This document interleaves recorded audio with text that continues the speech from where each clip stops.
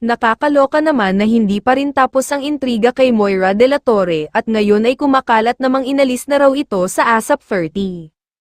Sinasabing hindi raw di umano ito inimbita sa ika-30 selebrasyon ng programa kung saan nagkaroon ng homecoming ang mga artist nila dahil hindi raw sasama ang ilan sa mga ito kung naroon siya. Sinabihan pa raw di umano nito na tili ng tili si Regine Velasquez at kung ano-ano pa na kung totoo man nga ay nakakalokang marinig. Nakakalungkot naman na ganun kalala ang galit sa kanya ng mga nakatrabaho niya kung hindi iyon totoong news umano. Ang mas nakakaloka ay parang nadadagdagan ang mga artistang involved sa di umano'y bad attitude niya.